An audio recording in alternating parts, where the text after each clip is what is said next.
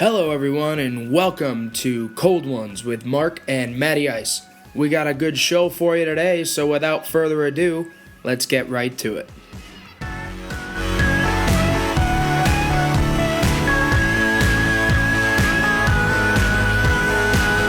Good Wednesday, everybody. How's it going today on this beautiful day before Thanksgiving?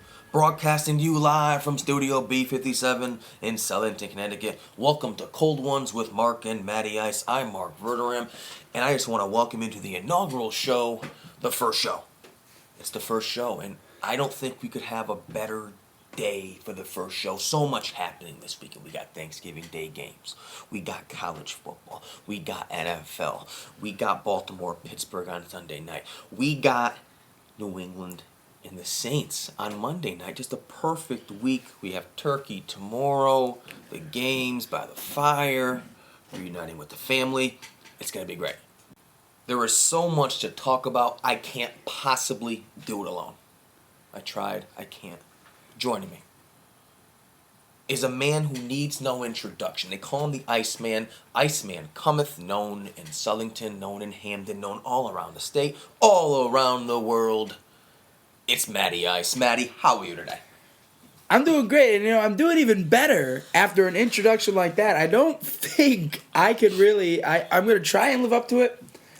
I'm not making any guarantees, nor do I ever. It was a little long. But it's the first show. It's the first show. Anything could happen. Anything will happen. Anything will happen. And I'm ready to rock. You ready to rock? Like I said, we have some great topics to get to, anywhere from Notre Dame, the Charlie Weis situation, the BCS, all that's good with that. Jimmy Johnson, you're a big NASCAR guy, Matty. Four in a row. 4 in a row. How could you top that? We're going to get right to it. We're going to talk about Notre Dame. Touchy subject. For a lot of people. Around these parts, I myself, I'll admit to being a Notre Dame fan through thick and thin. A lot of people around here in the Northeast, Notre Dame people. Yeah. Yeah, definitely. I'm not, but, to each his own. To each his own. Let's talk about Charlie Weis. Signed 5 years ago, all the big things. He's the big offensive guy. He's the guy who's going to take the quarterback. Look what he did with Brady. He's not a defensive guy. They're 6-5 right now. They're 6-5. Charlie Weis, heading a Notre Dame team that October 31st, 6-2. Since then, 3 straight losses. 6-5 now. Talk swirling about when are they going to fire him? When are they going to fire him? Everybody calling for his head, and rightfully so. I mean, the guy took Ty Willingham's team to some BCS bowls. He had Brady Quinn. He had Zamarjda. He had good players.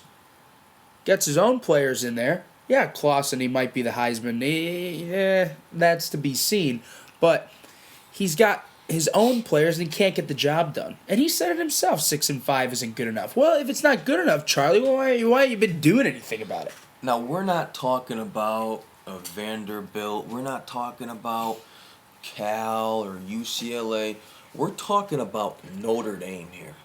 We're talking about Notre Dame, the 4 horsemen, all the Heismans, Lou Holtz, Notre Dame, everything. Yeah, every year they were touchdown Jesus. You had a Heisman or a national championship. That's what they expected every year back then. When you're 6-5 at Notre Dame, I remember at the beginning of this year, everybody was saying Notre Dame's going to win 11 games. They may go undefeated. They haven't played anybody. Look at the wins. These are the wins. Nevada, Michigan State in the final seconds, Purdue in the final seconds, Washington, who is not very good. I know they beat USC, but they're not very good. Boston College, as bad as they've been in the last 10 years, and then Washington State, the worst team in the country.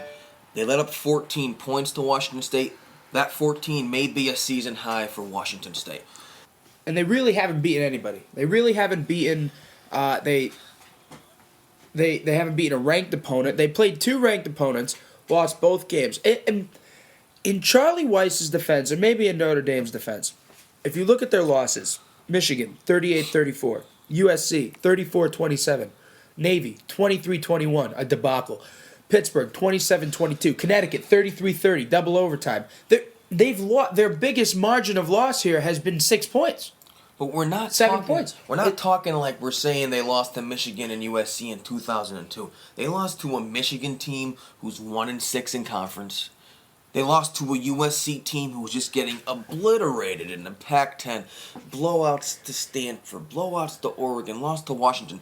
It may be okay for Notre Dame to lose to USC when they're the Pac-10 champions, or Michigan when they're winning the Big Ten. It may not even be excusable then.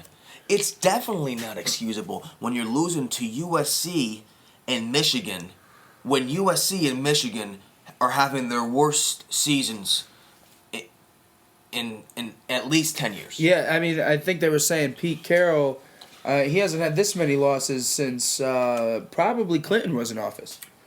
That's true. That has to be true. And if you're a Notre Dame alum, let's say you're the president,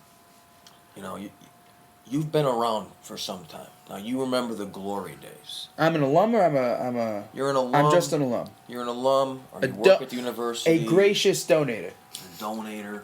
You're paying this guy Charlie Weis all this money to come in for the answer. He promised answers. He promised to do what everybody. Notre Dame, it's a BCS bowl or bust. There's no conference championship. They're an independent, so it's BCS or it's bust. Right. He hasn't been there. He hasn't been able to do it.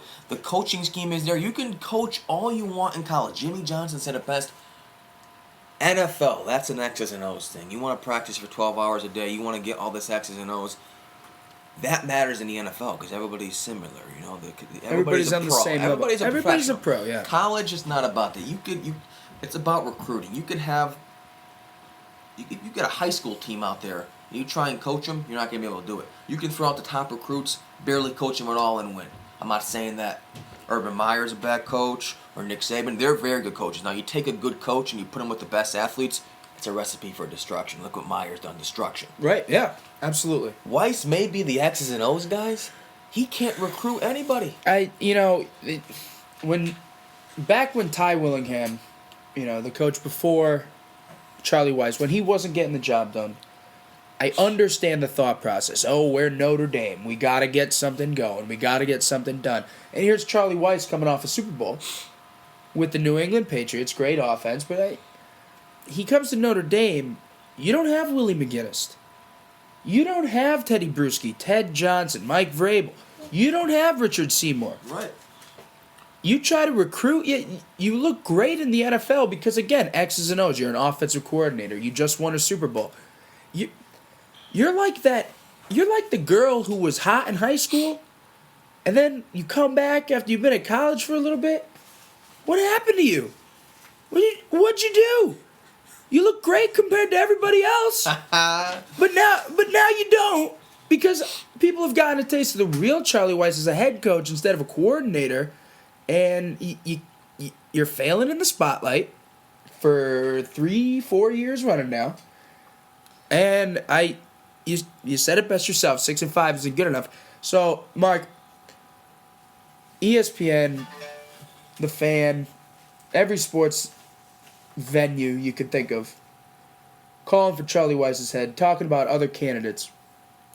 What do you think? I mean, he doesn't keep his job, does he? There's no way. I don't think he can keep it. When you're the coach at Notre Dame, we're talking about the most prestigious coaching job in the country. Everybody says, Urban Meyer says, I don't have any plans of coaching at Notre Dame. I have no plans at all. That's like saying, I have no plans, to bet on a game tonight. I have no plans. But I'm probably going to do it.